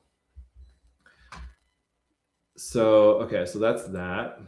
Let me see here. Oh, and then I was talking about he's an activist. Let me show you this. I see your guys' comments. I'll read them in a minute here. So remember I was saying he's an activist. So I don't know. I was trying to figure out how a district court judge from Utah ended up ruling on a case in New Mexico, but it must be that all of the judges there were somehow conflicted out. So they said yesterday a federal judge, Judge Neufer, ruled that my designation as acting U.S. attorney was invalid. Importantly, the judge also ruled that I was validly designated as first assistant U.S. attorney, and in that capacity could continue supervising the United States Attorney's Office for the District of New Mexico. The judge also declined to dismiss any of the challenged indictments or disqualify me from supervising cases. So there's some good stuff in here, but the decision itself is activist. Since I then I'm just trying to see something. So basically, he just has more stuff, but basically, so Judge Neufer, not only is he doing activist things in Utah, he's going to New Mexico and doing them as well. Seems to me like he has too much time on his hands. But part of what could happen is our federal delegation could pressure him to resign and open the seat up. Then actually, they should be pressuring all of the Democrat appointees to resign and open the seats up so they can fill them with Trump appointees. If you notice, they're not doing that. They don't get it. These people have no idea where we're actually at. They're sitting, like what's his face? John Curtis, loves insider trading, but beyond that is a completely worthless senator. And he basically is taking the leftist view of things constantly and undermining MAGA and those of us that are conservative. But you voted for that. I'll be honest with you, I don't understand it. I didn't even vote. There are multiple races I left blank because I was so disgusted with the people that are in those slots that I decided, you know what? I don't owe anyone my vote. And from now on, if you don't meet certain standards, like minimum standards, I'm not voting for you. John Curtis was one because he did insider trading, and I am not under any circumstances ever casting a vote for someone who does insider trading, and I do not care if that seat goes to a Democrat. That is how I feel about that, because going and doing insider trading on public information that belongs to all of us, is disgusting. It is immoral. His whole family is benefiting from it, and I am not ever going to vote for that guy because I'm sorry, I find that so offensive on such a base level. Okay, let's see. So we got Caroline says, thank you for illuminating this, Goud. You are welcome. Susan says, true story. While I was poll watching the 2024 general election, Chris Null called and asked me to be in a picture with him, Rob Axon, and the county clerk. I actually have nothing against Lanny, but I take issue with GOP posturing. I said no. Yeah, that's my point. I'm not saying something personal against Lanny. I'm saying that as Republicans, they need to be smarter. All of that stuff they did, where they're taking photos with her, they're complimenting her, they're not critics. She does some stuff good, but there's a lot of stuff she doesn't do good that we could do better. And by constantly praising her, they made it so nobody wanted to run against her. You have the most important election, I would say, in the county, if you care about elections, is that. And the Republican didn't even bother to run. And I don't blame them. I got a call asking if I would run. I said, no, absolutely not. I don't want to run for anything because I'll be totally honest with you. I think I ran for the state house in 24 And I think not being LDS was actually a big issue. And I realized then that it is just, I can't overcome that. And I don't really want to, I'm not going to try. You know, I'm not going to lie to you and say I'm something I'm not. But if that's your issue with me, I'm more conservative, by the way, than 99% of the voters that I live around on. And I can explain my positions and I can justify my positions and I can debate the left and I can win. But if none of that is important to you and you just think because I'm not the same faith as you that that's a problem, then I'm not going to try it. I'll do my own stuff where I can have my own influence because I still care and I want to make a difference, but I don't need to put myself out there to run for office only to have people just like, you know, eviscerate me for stuff that I'm not going to change. And then I'll also say this, like, I feel like sometimes running for these county-wide offices can be you're just putting yourself up as like a sacrificial lamb because you need people to donate because the Democrats are prolific fundraisers. I'm telling you, they're prolific. In the 22 election, Lanny raised $200,000 on her own. And then George Soros and his little billionaire foreign friends gave her another $180,000. I had no ability to even keep up with that. The establishment was like, we're not giving you money. And so then your work, you know, like I had to fund it somewhat. And then grassroots people gave me money, which I love. So don't get me wrong. And I had more volunteers really than any other campaigns. I think because people understood, you know, where I was coming from and they appreciated the work I did.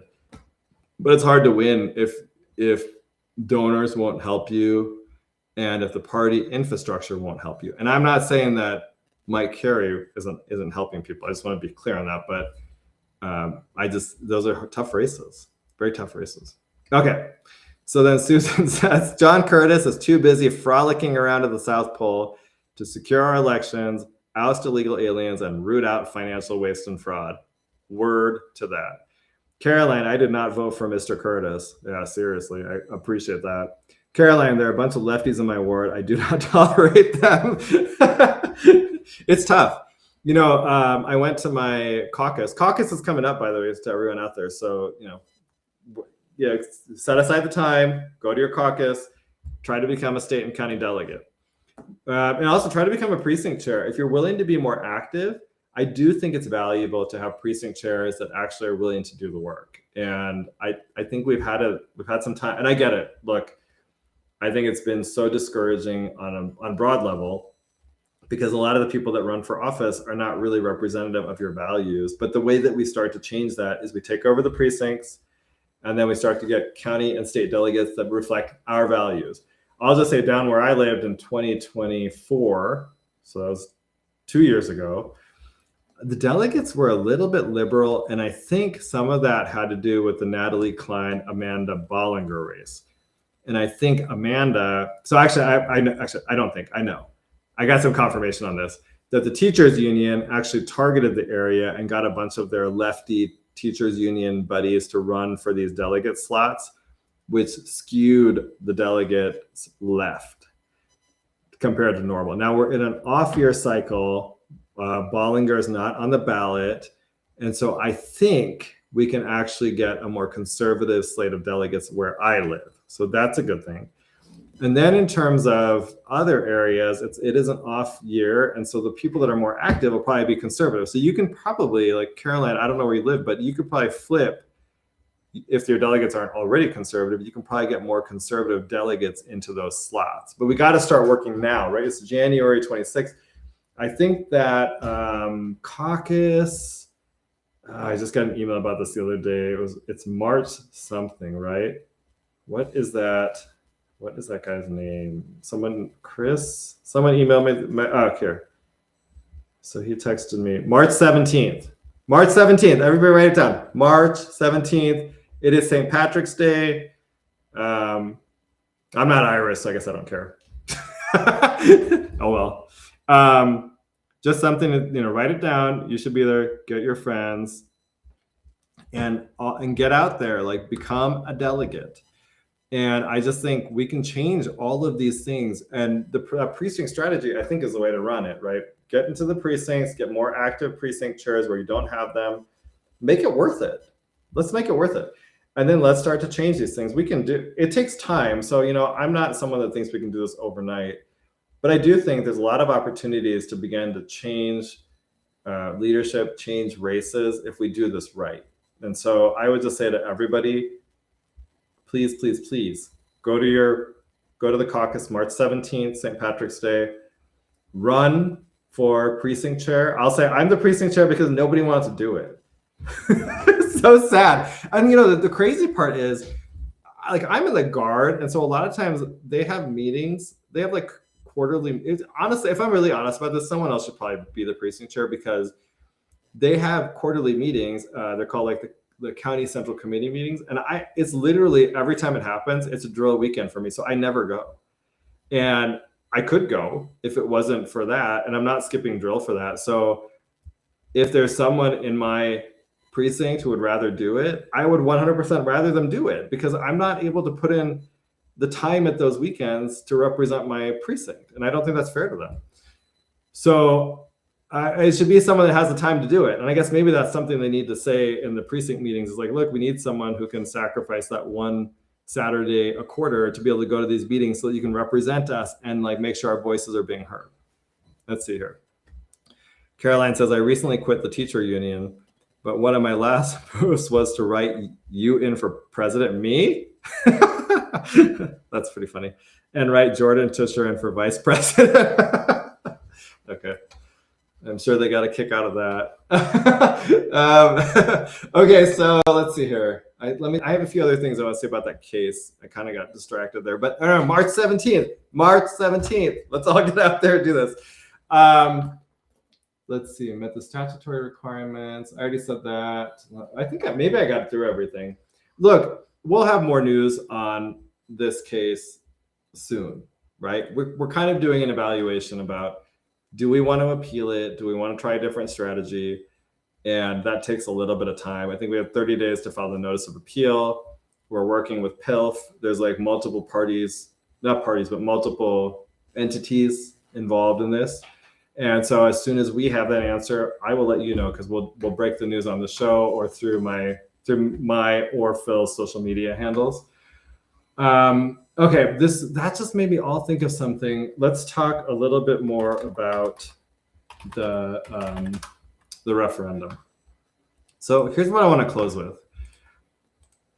We've been out there, like, I can't tell it, to Phil's point earlier, the volunteer effort here is phenomenal. It's unreal. And actually the state and the county party have recognized that it's an impressive grassroots effort. Okay, like there are hundreds of people with packets that are out there trying to collect signatures to get a 15% tax increase on the ballot so that you can vote on it. That takes time and effort. And I'm always so inspired because there's times that I'm like, oh, what's the point? Who cares? I'm a gay guy. I don't have kids. Like if I just give up, it doesn't matter because it impacts me personally, but really I don't have children that get impacted. My family does not live in Utah. They live in California. So really, I mean, if Utah goes to pot, it has no impact on them, right? But then what happens is I end up doing these things and I meet these people and I'm so inspired by them. So what I wanted to point out to all of you though, sorry, it makes me a little bit emotional sometimes, but you get these amazing men and women who just show you that, they'll fight and they don't care how many times they lose because they're in there to make a change. And you got to appreciate that. Sorry. Okay, so what I want to show you though is that there's all these people that have opened up their homes and we're calling them community hosts because they want you to come to their homes to sign the petitions. And I just want to urge people, if you're listening, take advantage of this. These are your neighbors and your friends. And they're actually opening their homes up. Even my house is on here too. So this is my house. Like I guess not everybody knows my address, but I live, daily from 5 to 8 p.m. You can come to my house and you can sign the petition. I'm happy I'll open my home up to you. And so there are people all around our county that have been kind enough, generous enough to open our homes up to you. So I would just say take advantage of this. At the end of the day, we have an amazing volunteer effort going on with people that are willing to give up all of their free time and to do this for you. If this fails, I'll just be honest with you. I think it's on voters who were too apathetic and weren't willing to put in minimal effort to be able to contact someone and go and sign the petition. So we have until February 9th, 2 weeks from today, to get this done. If you are listening, I urge you, tell your friends, tell your family, tell your neighbors, and get it done. Get them to get out there and sign it. This will make a huge difference. And I'll tell you, one of the things I keep hearing is, oh, it doesn't matter. They'll get it another way. I'm telling you right now, that is not true. If we get this on the ballot, it sends a shockwave through Utah politics, and they will not try to increase taxes again because they know that it is a lightning rod and it's dangerous. So just understand that. It makes a difference. It makes a huge difference. Even up to now, it's made a huge difference. So many people know about the budget now. There was a piece that Brian Malahy on KUTV News did about the sheriff's budget. I got a call from Sheriff Rivera because of that, and she asked for a meeting to discuss her budget because that piece had a massive impact on her and her reputation and her budgeting. So just understand that you're making a huge difference. You're making budgeting something that people are interested in, they want to hear more about, which makes a big difference. Okay, then we got Caroline says, Utah will absolutely flip blue. I was born and raised in Ruby Red, Colorado. That's so sad. Yeah, I mean, I don't know. Maybe we can fight it. I'm just not sure. It's hard to know because you see all this stuff like what I showed you with Derek Kitchen, right? The guy, the first gay married person in Utah, that's his claim to fame. And now he's running for Congress. So, and you see stuff like that where they're so anti-ICE. And I don't know if that's a broad-based viewpoint of it, because I'll just be honest with you. My view is I want more. I want every single illegal alien out of my country. Zero exceptions. I don't want to hear your sob stories. I don't care. Just GTFO. Bye. Okay. So anyway, so I don't know. Maybe not. But I will say I did read, for everybody, if you're looking for something to read, the blueprint. That is how Jared Polis, who was much younger at the time, was actually and some rich people got together and they orchestrated turning Colorado blue, and they made it permanent. And I'll tell you this, you can see Virginia to see what they do. The minute the Democrats get power, they change everything and they make it impossible to win. We've already got some of these mechanisms in place. So honestly, if the Democrats take the majority in our legislature and get the governorship, they don't really have to do much. We already have an all-male system. That's one of the things they usually put in place. They'll probably do things like remove the signature verification as a requirement and lessen any sort of identity, identity verification for voting. They'll probably remove citizenship verification to the extent it's even happening for registering to vote. The things they will do will make it so you will never be able to win. Okay, and so when you understand that, you then have to kind of prep for that and prevent it from happening in the first place. Because once it happens, there's no turning back ever. Colorado is a great example of that. They'll never have a Republican anything because the systems are set in place for permanent fraud, and there's not a fix for it. And in Utah, we've got a bigger problem now with this NBRA decision, right? We don't have the NBRA to be able to go and put a check on that state abuse of power. So if we end up with a Democrat legislature and governor, they can do whatever they want, and we'll have no ability to challenge it. So food for thought. But I don't want you to be depressed. I want you to be positive. I want you to feel what I feel. Like I told you, I feel these emotional because I see these people, they inspire me. They should inspire you too. They're wonderful people. They're fighting for you. They're fighting every day. They're doing it on their free time. They're making time for you. Thank them. When you see them, when you sign the petition, thank them. Say, thank you for taking the time to do this. I appreciate you. I want to help. Sign up to help. Go to the website, notaxslco.com. And just so you know, we're at the last minute here. So this is the Goud Crowd. We are on every Monday night from 5 to 7 p.m. I am your host, Goud.